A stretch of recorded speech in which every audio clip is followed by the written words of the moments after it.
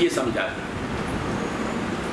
वाके बाद एक कथा पक्ष बतायो ऐसे लोगन के लिए जिनके उदाहरण अपन को वार्ता में मिले कि संपूर्ण उनकी मानसिकता होते भय भी आजीविका के कारण कहीं ना कहीं ऐसे अटवा गए थे कि वो भगवत सेवा में प्रवृत्त नहीं हो सके। ऐसे उदाहरण अपन को वार्ता में भी मिले और ऐसे उदाहरण अपन को वर्तमान में भी हो सके। उनके लिए कथा पक्ष बता दियो। व्यावृत्तोपि हरौ चित्तम, ये कह के भगवान हरि में चित्त को अभिनिवेश करना चाहिए। यदि हम अपने तन और अपने सर्वस्व धन दोनों को विनियोग तनुवित्तजा नहीं कर पा रहे हैं तो या के बाद भक्तिवर्धिनी में क्रमशः विकास बतायो। और जब बीज भाव दृढ़ हो जाए वह स्थिति में यदा स्याद व्यसनं कृष्णे, वो व्यसन की अवस्था के बाद पुनः श्री महाप्रभु वहाँ समझा रहे हैं कि ऐसी स्थिति में भी अपने भगवत भाव की सुरक्षा रखने के लिए केवल संसार सु घिरे भय घर में नहीं रहना चाहिए, लेकिन घर को त्याग करके बीच बीच में समय समय पे अवकाश ग्रहण करके भगवत भक्तन के संग समय व्यतीत करना चाहिए। भगवत भक्तन को संग करना चाहिए। अतस्थेयम हरिस्थाने तदीय सह तत्पर ही वगैरह अधूरे विप्रकर्षेवा इत्यादि ये सारे विधान श्री महाप्रभु ने यही संदर्भ में किए।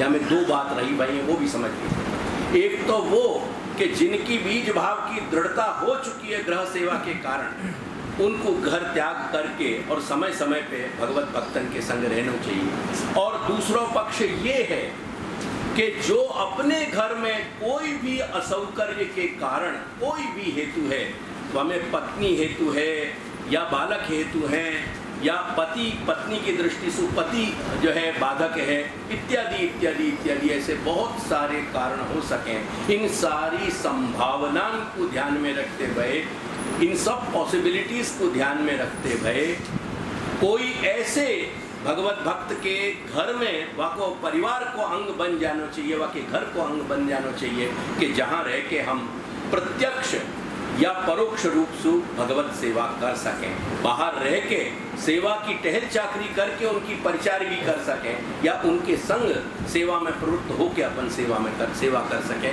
वो दोनों ही सेवा रहेंगी। वह में कोई बाहर रह के अगर कहीं टहल परिचर्या कर रहे हैं तो वो सेवा नहीं है, सो नहीं है, वो भी सेवा बने। सेवा ऐसी दुर्बल नहीं है कि बाहर रह के टहल चाकरी करके अगर भगवत संबंधी सभी कोई भी वस्तु लानो धरनो करनो उठानो करनो ये सारे काम भी अपन बाहर से कर रहे हैं तो ये भगवत सेवा नहीं बनेगी। ऐसी दुर्बलता सेवा में मत समझिए।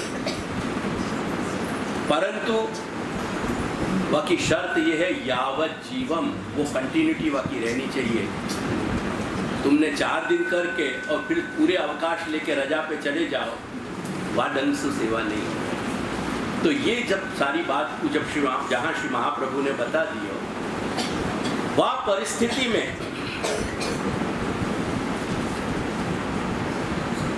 दूसरा जो महत्वपूर्ण वह को मुद्दा खड़ा हो रहा है वो मुद्दा है कथा को।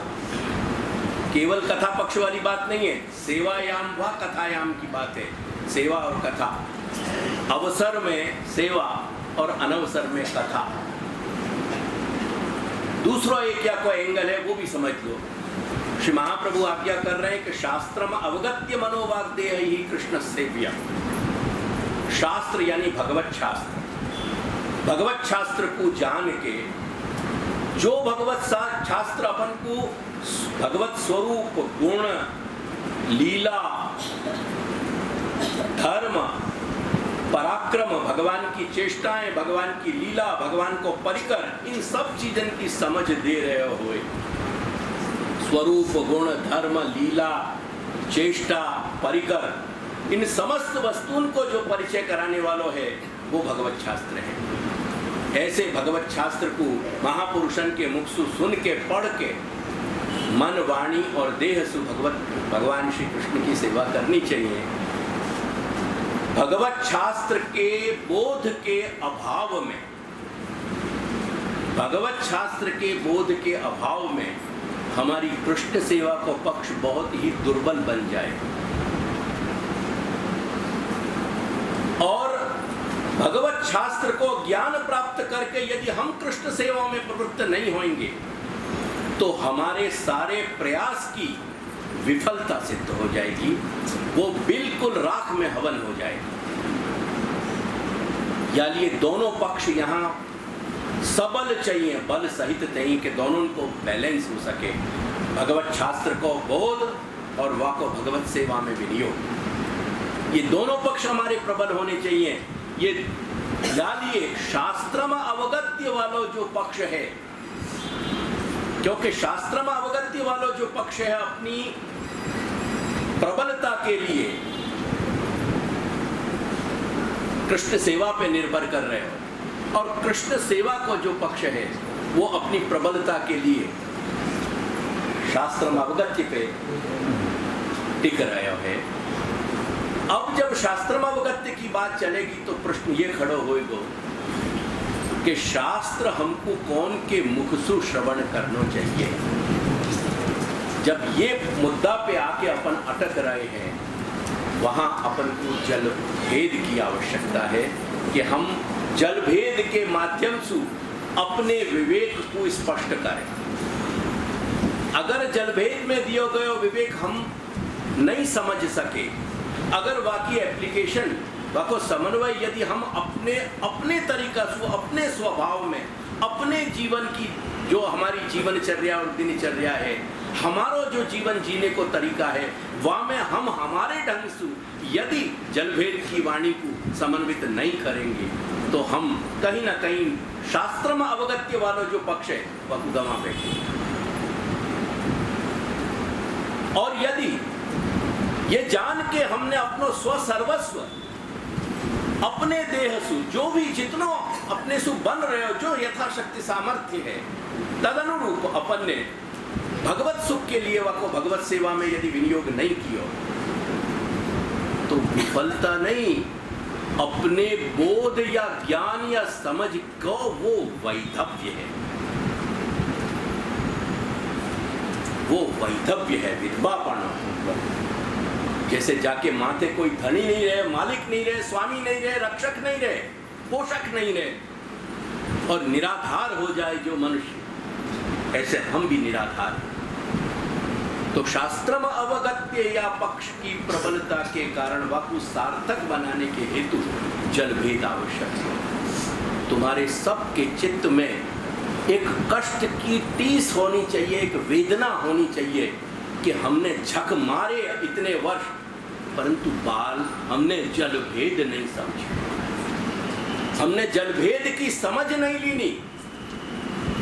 सत्संग के नाम पे हम महंत बन के पूजते रहे एक दूसरे में, एक दूसरे को हम सत्संग कराते रहे। क्या औकात तुम्हारी सत्संग कराने की, ये मैं पूछ रहे हैं। या तो तुम मोको परीक्षा दो और या तुम मेरी परीक्षा लो। क्या औकात, घंटियां बजा बजा करके तुम घंटानाद कर करके सत्संग करने की बातें कर रहे हो। क्या सत्संग? षोडश ग्रंथ की अभी तुम कुछ समझ लें। यमुनाष्टक क्यों या में समावेश किए गए और कहाँ सेवा फल या में जुड़ रहे हो, ये संगति की तुमको खबर नहीं। क्या आधार पे अपन कंठी पहन रहे हैं? ये तुम्हारे प्रति मेरा आक्रोश नहीं है, तुम्हारे प्रति जो मेरा स्नेह है, वाके कारण मैं पीड़ित हूं। पीड़ित तुम नहीं हो, तुम तो यहां भी बैठ के गंभीर भय बिना मनोरंजन करके चले जा रहे हो, लेकिन यह पीड़ा को मैं रात दिन भोग रहे हो। तुम पीड़ित नहीं हो, ऐसी भ्रमणा मत रखी। तुम तो मौज में हो, न तुम्हारे वैकेशन बंद हो रहे हैं, न तुम्हारे घूमने फिरने बंद हो रहे हैं, न तुम्हारी विदेश यात्राएं बंद हो रही हैं। 70 वर्ष की, 65 वर्ष की, 68 वर्ष की, 72 वर्ष की उम्र में पहुंच के तुमको स्विट्जरलैंड के मोह नहीं जा रहे हैं, तुमको यूरोप के मोह नहीं जा रहे हैं, तुमको अमेरिका के मोह नहीं जा रहे हैं। प्रश्न मेरो तुम्हारे मोहन के साथ कोई लेन देन नहीं है।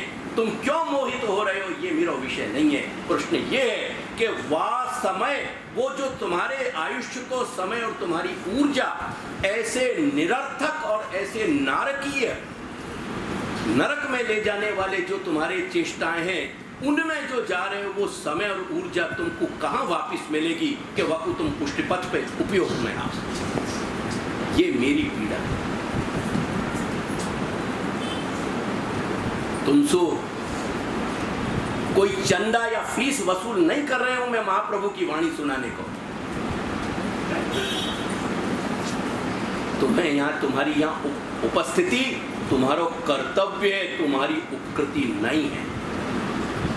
जैसे मैं यहां बैठ के तुमको जो कह रहे हूं वो मेरा कर्तव्य है, उपकृति नहीं है, ऋण नहीं है। या बात को समझ के और जलभेद की गंभीरता को समझ, जलभेद में हम उन वक्तान की सूरत शक्ल समझना चाह रहे हैं जो हमारे लिए भावी शिक्षक या भावी हमारे सत्संगी हो सके। उनकी बात यहां कही जा रही करके अब अपन या भूमिका को पहले थोड़ा सा दिग्दर्शन कर लें।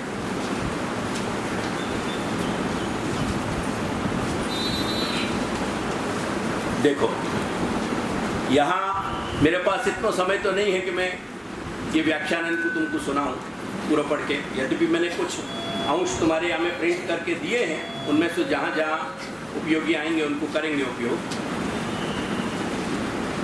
भागवत के 3 वचन अंशु, एक 11वें स्कंद के पहले अध्याय को 6वां श्लोक है, वो कुछ नहीं है तुम्हारे पास। यानी तुम व्यर्थ को समय तुम्हारा बर्बाद मत करो और मोसू या तो कहो कि मैं उठ के चला जाऊं। जो चीज नहीं है वह को मत देखने को प्रयास करो, जहां से प्रारंभ होगा वहां से होए। 11वें स्कंद के पहले अध्याय को 6वां श्लोक, 11वें स्कंद के पहले अध्याय को 7वां श्लोक और 6ठे अध्याय स्कंद के दूसरे अध्याय को 14वां। 11:1:6, 11:1:7, 6:2:14।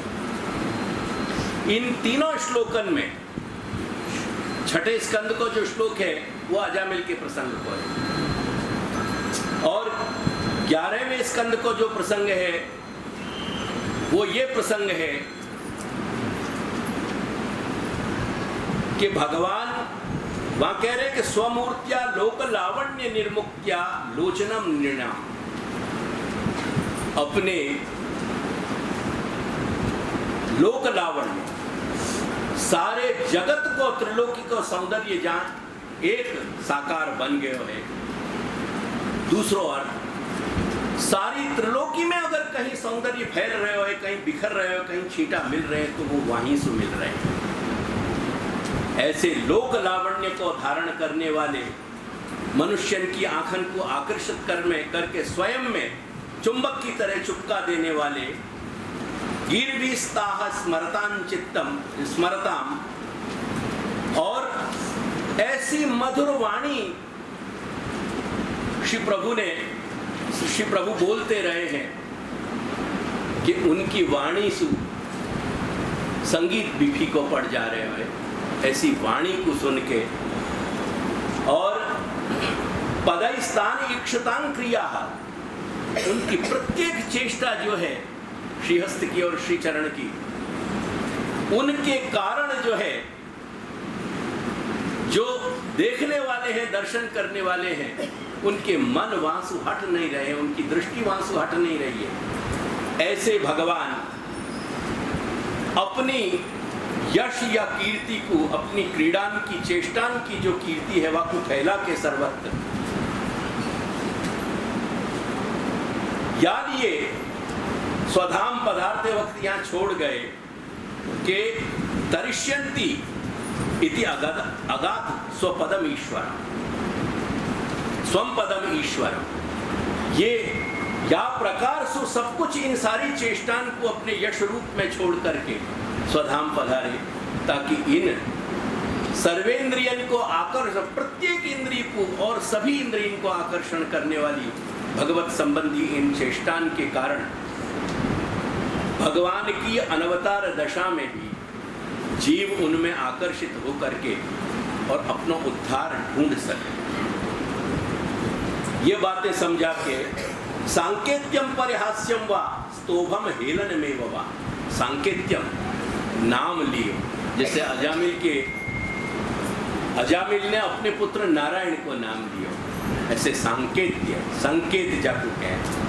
नाम संस्कृत में नाम को जो शब्द है नाम के लिए वो संकेत है, नाम भी है संकेत भी है। तो सांकेत्य नाम, सिर्फ नाम लेने के हेतु से अपन नाम ले लें।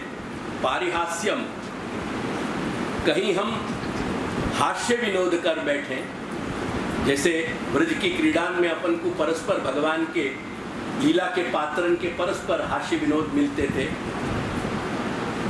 कि भैया जो त्रिलोकी को बोझ उठा रहे हो, वाने हमारे लिए गोवर्धन को बोझ उठा के हमारी रक्षा कर ली, नहीं तो कहाँ बड़ो काम है क्या? ये पारिहास्य है, ईर्ष्या सु नहीं, हाँ अपने अहोभाव सु। निश्चित श्री गोवर्धन धारण करके हमारी रक्षा करिए, पर तुम तो त्रिलोकी को बाहर भी तो उठाए भाई, हमें कहा बात। ऐसे सांकेत्य पारिहास्यम स्तोभम उलानो देनो होए खेलत में को काका घुसैया। अगर तू मेरे में कंकड़ी मारेगा तो मैं क्यों पलट के तुमको कंकड़ नहीं मार सकूं? ये स्तोभ है, हेलन है।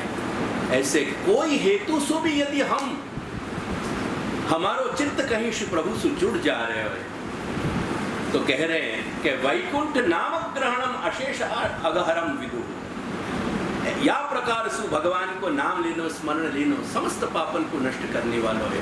या सु एक बात सिद्ध हो रही है इन दोनों श्लोकन के संदर्भ से कि वक्ता के श्रोता की योग्यता देखने की जरूरत नहीं है, कहीं भी कोई सुन कछु भी सुन सके,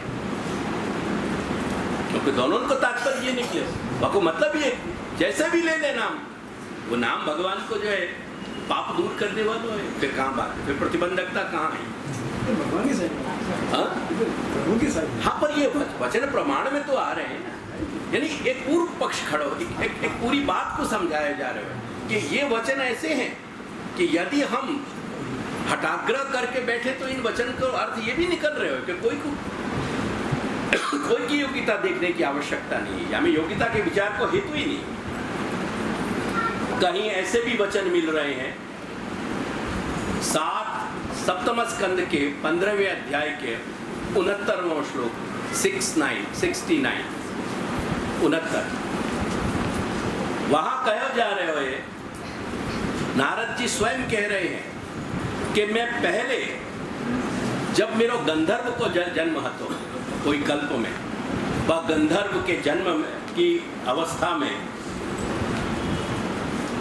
जब मोकू देवतान के सदन में, देवतान की सभा में आमंत्रण गुणगान को मिलियो, वह वक्त में मत्तत्व, स्त्री परिवृतत्व, पुरुष लंपटत्व, मैं अपने मद में, अपने रूप और गान के मद में चूर स्त्रीन सु लिप्टियो भयो, लंपट की तरह में वह सभा में जाके मैंने गुणगान कर दिया। वाके कारण जो विश्वसृक हते देव, उनने मुझको अभिशप्त किया। या तो मतलब जब निकालेंगे पूरे श्लोक को मतलब ये निकलेगा कि अविवेक सु भगवान नाम लेनो या सुनने में अभिशाप मिल सके। तो ऐसे कुछ वचन बहुत से ऐसे हैं कि जो हमको विवेक रखने की बात कह रहे हैं कि वक्ता को पहचानो, श्रोता को पहचानो। ऊपर के कुछ वाक्य ये कह रहे हैं कि श्रोता और वक्ता को ध्यान देने की जरूरत नहीं। ये दोनों पक्ष प्रमाण वचन से मिल रहे हैं। यह बात को समझा के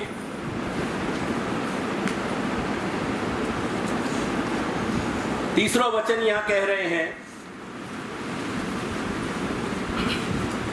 अन्य पुराण को, भिक्षाशया ये गृह्णन्ति मम नामानि चार्जुन अमुख्यास्ते जनाः पार्थ दूरतः परिवर्जयेत्। यहां में भी सिलेक्शन की बात आई। क्या कह रहे हैं? भिक्षाशया, भिक्षाटन, पैसा के लिए जो घूम रहे हैं, और वह भिक्षा के लिए तुम अब पैसा इकट्ठा करने के लिए, पैसा बढ़ाने के लिए जो मेरो नाम लीला को गुणगान कर रहे हैं, ऐसे जो लोग हैं अर्जुन, अमुख्यास्ते जना पार्थ, ऐसे लोगों को बहुत हीन कोटि को समझियो। अमुख्य, जिनमें मुख्यता प्रधानता नहीं रही है, करके दूर तक परिवर्जय, ऐसे लोगों को दूर सु परिवर्जन करो, उनको दूर से हटा दो अपने पास। ऐसे वचन भी मिल रहे हैं। तो जहां भिक्षाशा मात्र न भिक्षा की बात है, जहां पैसा की कमाने की बात है, ऐसी कोई बात है, या प्रकार को औद्धत्य की हो, जैसे नारद जी ने अपने गंधर्व की अवस्था में की हो, इन सब अवस्थान में निषेध है, करके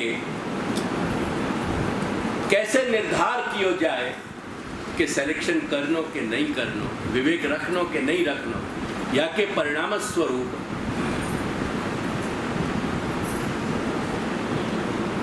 श्री महाप्रभु आज्ञा कर रहे हैं कि इन ऐसे सारे संदेहन को दूर करने के लिए कि वक्ता और श्रोता को विवेक रखना चाहिए कि नहीं। मैं ये जलभेद ग्रंथ के माध्यम से मेरे अपने जो शरणागत जीव हैं उनके सबके संदेह दूर कर देने, ये या की पृष्ठभूमि है, भूमिका है, या ध्यान है। अब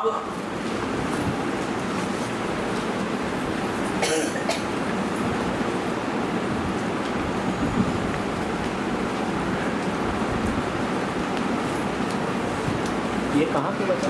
भिक्षा कौन से? ये भिक्षाशय, ये बहुत करके महाभारत के या पुराणांतर के संदर्भ यहाँ भी नहीं दिए। पुराणांतर।